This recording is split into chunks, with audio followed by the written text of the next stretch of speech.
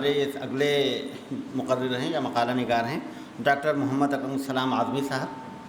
آپ دلی یونیورسٹی میں associate professor ہیں. میں آپ سے درخواست کرتا ہوں کہ آپ آئیں اور 10 منٹ میں اپنا مقالہ پیش فرمائیں.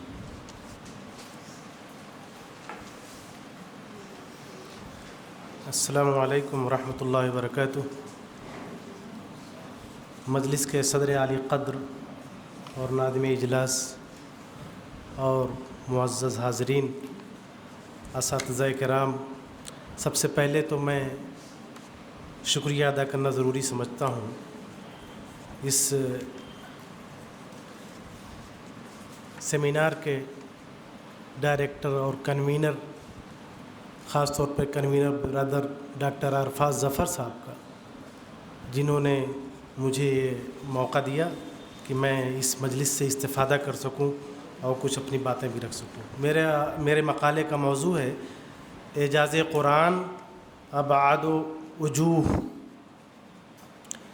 ظاہر ہے یہ مقالہ کافی طویل ہے، لیکن میں اپنے وقت کا ہی استعمال کرنے کی کوشش کروں گا. تو اس میں نے کچھ ذیلی عناوین کے تحت گفتگو کی ہے. تو سب سے پہلے تمہیدی گفتگو میں نے کی ہے کہ قرآن ہی دراصل اللہ کے رسول صلی اللہ علیہ وسلم کی جو وما ارسلناک الا رحمۃ للعالمین وما ارسلناک الا کافۃ للناس بشیرا ونذیرا کی جو اللہ کے رسول صلی اللہ علیہ وسلم کی عالمی اور ابدی رسالت و نبوت ہے، اس کا اصل مستدل خود قرآن مجید ہے. کیونکہ قرآن ہی یہ بات بتاتا ہے ہمیں کہ وَأُوحِيَ إِلَيَّ هَذَا الْقُرْآنُ لِيُنذِرَكُمْ بِهِ وَمَنْ بَلَغَ وَتَبَارَكَ الَّذِي نَزَّلَ الْفُرْقَانَ عَلَى عَبْدِهِ لِيَكُونَ لِلْعَالَمِينَ نَذِيرًا. اس سے آگے بات میں نے گفتگو کی ہے کہ یہ اعجاز اور معجزہ، جس پر ہمارے کلیدی خطبے میں بہت اچھی گفتگو ہو چکی ہے. پھر تاریخ کب ہے، اصطلاح کب وضع ہوئی، پھر مطالبہ معجزات کی کبھی پذیرائی نہیں کی گئی. قرآن یہ کہتا ہے کہ معجزات کے مطالبے کی ہمیشہ اللہ تعالیٰ نے اور اس کی آیات نے حوصلہ شکنی کی ہے، کبھی اس کی پذیرائی نہیں کی گئی. اور پھر آخر دوسری بات میں نے بتائی ہے کہ خود قرآن کیسے ہی، مطلب قرآن ہی کیوں معجزہ ہے، جبکہ اللہ کے رسول صلی اللہ علیہ وسلم کے اور بھی معجزات تھے، شق قمر وغیرہ، لیکن ان کو کبھی معجزہ کی حیثیت حاصل کیوں نہیں ہو گئی. تو اس حیثیت سے جو ہے خود قرآن کی آیتوں کے ذریعے، حدیث نبوی کے ذریعے اور دوسرے منطقی دلیل کے ذریعے کہ آپ کو عطا کیے گئے دوسرے خوارق عادت معجزات کو کبھی بطور چیلنج نہیں پیش کیا گیا. اگر کسی خارق عادت چیز کو تحدی اور چیلنج کے طور پر پیش کیا گیا ہے تو وہ بس قرآن مجید ہے. پھر میں نے آگے بات کی 3 دلچسپ دعوے قرآن مجید کے. ان میں سب سے پہلا دعویٰ ہے کہ قرآن رب العالمین کا نازل کردہ ہے. دوسرا، قرآن حضور کی رسالت و نبوت کا ثبوت و گواہ ہے. اور تیسری ہے کہ ان حقیقتوں کا انکار کرنے والے جن و انس کو چیلنج دیتا ہے کہ وہ اکیلے یا سب لوگ مل کر کے یا اپنے تمام آقاؤں اور ہمدردوں کو شامل کر کے اس جیسا کوئی کلام پیش کر سکیں. ان تینوں دعووں کے لیے بڑی دلچسپ بات یہ ہے کہ حیرتناک انداز میں دلیلیں بھی 5 فراہم کی گئی ہیں. تو آگے میں نے محل اعجاز پر گفتگو کی کہ قرآن کا محل اعجاز کیا ہے. حالانکہ عام طور پر لوگوں نے اس کو بتایا ہے کہ اعجاز کے حوالے سے اس بات پر اجماع ہو چکا ہے کہ نظم قرآن اور اس کے معانی و مطالب دونوں ہی معجزہ ہیں. پھر آگے وجوہ اعجاز پر گفتگو کی ہے. پھر وجوہ اعجاز پر ناقدانہ گفتگو کی ہے، اور اس میں ابراہیم الخطابی کی کتاب بیان و اعجاز القرآن کے حوالے سے یہ بتانے کی کوشش کی گئی ہے کہ وہ لکھتا ہے کہ پیشین گوئیوں کو لوگ اعجاز مانتے ہیں، لیکن اس طرح کی پیشین گوئیاں قرآن کی ہر ایک سورہ میں تو ملتی نہیں ہیں، جبکہ اللہ تعالیٰ نے ہر سورہ کو معجزہ قرار دیا ہے. فَأْتُوا بِسُورَةٍ مِّن مِّثْلِهِ. لہذا ثابت ہوا کہ ان کے اندر اعجاز کا جو معنی ہے وہ بتمام و کمال نہیں پایا جاتا.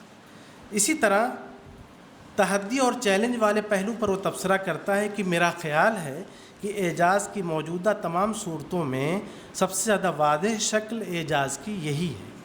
اسی طرح جدید عہد کے نامور عالم اور فقیہ ابو زہرہ نے بھی قاضی ایاز اور قرطبی کے ذریعے شمار کرائے گئے وجوہ اعجاز کی درجہ بندی کرتے ہوئے یہ تبصرہ کیا ہے. میں اس کا کوٹ پڑھ دے رہا ہوں کہ ان مذکور بالا وجوہ اعجاز میں ایک تو وہ ہے جس کو اللہ تعالیٰ نے قرآن مجید کے تحدی اور چیلنج کے طور پر پیش کیا ہے. چنانچہ مخالفین کو یہ چیلنج دیا گیا ہے کہ وہ اس جیسا کچھ لا کر دکھائیں، خواہ وہ منمانی گڑھی ہوئی 10 صورتیں ہی کیوں نہ ہوں، جبکہ اعجاز کی دوسری شکلیں باوجود کہ اللہ تعالیٰ کی طرف سے ہیں مگر وہ قرآن کا چیلنج نہیں بن پائیں. مثلاً پیشین گوئیاں، غیب کی باتیں، سابقہ امتوں کے احوال، قصہ خضر و موسیٰ، قصہ اہل الکہف، قصہ ذوالقرنین، یہ تمام چیزیں اس قرآن میں موجود ہیں جو ایک امی پر نازل ہوا جسے نوشت و خط سے کوئی علاقہ نہ تھا، نہ اس نے کسی معلم کے سامنے کبھی ضانوِ ادب طے کیا تھا. تو یہ سب چیزیں بلا شبہ اس کے من عند اللہ ہونے کی دلیلیں تو ہیں، لیکن یہ اعجاز نہیں. گویا ابو زہرہ نے بھی خطابی کی طرح اصلاً آیات تحدی کو ہی مکمل دلیل معجزہ قرار دیا ہے اور اہل علم کے ذریعے بیان کردہ باقی تمام وجوہ اعجاز کو بس اس بات کی دلیل قرار دیا ہے کہ یہ کلام دراصل رب العالمین کا کلام ہے. پھر اس کے بعد میں نے کچھ جو تحدی کی آیات ہیں ان میں ذیلی بحثیں ہیں. ان میں ذیلی بحثیں یہ ہیں کہ تحدی اور چیلنج کیا پورے قرآن کے حوالے سے ہے. اسی طرح سورہ ہود کے اندر ایک بات آئی کہ فَأْتُوا بِعَشْرِ سُوَرٍ مِثْلِهِ، یعنی 10 صورتیں لاؤ. تو اس پر بھی لوگوں نے بحث کی کہ یہ 10 صورتوں سے کون کون سی صورتیں مراد ہیں. بہرحال وقت نہیں ہے کہ ہم ان چیزوں پر گفتگو کریں. اور اسی طرح آیت تحدی کے ذیل میں اور بھی کچھ باتیں ہیں، لیکن میں آخر میں 1-2 پیراگراف اپنا پڑھ کر اپنی بات مکمل کرتا ہوں کہ تحدی اور چیلنج کے باب میں ایک اہم چیز یہ ہے کہ یہ تحدی الفاظ میں ہے کہ مضمون میں. امام ابو زہرہ نے لفظ مفتریات بعشر سور میں جو مفتریات کا لفظ استعمال ہوا ہے اس سے یہ نتیجہ اخذ کیا ہے کہ تحدی سے الفاظ، کلمات، جملے اور تراکیبی مراد ہیں. حالانکہ ہمارا خیال، میں نے لکھا ہے کہ حالانکہ میرا خیال یہ ہے کہ افطرا پردازی کے لیے الفاظ اور جملے کی ضرورت تو پڑتی ہے، لیکن اصل افطرا تو مضمون کا ہی ہوتا ہے. بات کیا گڑھی گئی یہ بہرحال مقدم ہے، اس کے لیے الفاظ کیا تراشے گئے یہ شے مؤخر ہے. پھر جیسا کہ پیچھے بیان کیا جا چکا ہے کہ قرآن مجید چونکہ ایک ابدی و آفاقی صحیفہ ہے اور اس کا چیلنج بھی اسی لیے ابدی و آفاقی ہے، تو صرف زبان و بیان، حروف و کلمات، اسلوب و نظم کلام تک ہی ہم اس چیلنج کو کیسے محدود کر سکتے ہیں؟ اگر وہ جنوں اور بنی نوع انسانی کے جملہ افراد کے لیے صفحہ گیتی کے ہر خطے، ہر زمانے کے لیے چیلنج ہے، تو پھر بتائیے کہ ہر ایک انس و جن کب عربی زبان و بیان کا ادا شناس رہا ہے، کب ہر خطے کی آبادی عربی اسلوب و نظم کلام کی سمجھ رکھتی رہی ہے. اور ایسا بھی نہیں ہے کہ آئندہ کسی زمانے میں عربی زبان ہی تمام جہان والوں کی اکلوتی زبان رہ جائے گی اور تمام اقوام عالم کی زبانوں پر عربی حروف و کلمات جاری و ساری ہو جائیں گے. ایسی کوئی بشارت بھی ہمیں شاید نہیں ملتی. تو پھر کیوں کر کہا جا سکتا ہے کہ قرآن مجید کے حروف و کلمات، نظم و بیان اور اسلوب و طرز ادا ہی اصل چیلنج ہے؟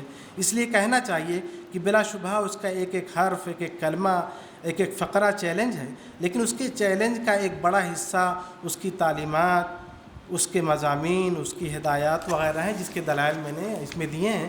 اور ایک کوٹیشن بھی مولانا مودودی کا یہاں نقل کیا ہے، وہ کوٹیشن میں پڑھ دیتا ہوں کہ عام طور پر لوگ سمجھتے ہیں کہ یہ چیلنج محض قرآن کی فصاحت و بلاغت اور اس کی ادبی خوبیوں کے لحاظ سے تھا. اعجاز قرآن پہ جس انداز سے بحثیں کی گئی ہیں اس سے غلط فہمی پیدا ہونی کچھ بعید بھی نہیں، لیکن قرآن کا مقام اس سے بلندتر ہے کہ وہ اپنی یکتائی و بے نظیری کے دعوے کی بنیاد محض اپنے لفظی محاسن پر رکھے، بلکہ قرآن اپنی زبان کے لحاظ سے بھی لاجواب ہے، مگر وہ اصل چیز جس کی بنا پر یہ کہا گیا ہے کہ انسانی دماغ ایسی کتاب تصنیف نہیں کر سکتا، اس کے مضامین اور اس کی تعلیمات ہیں.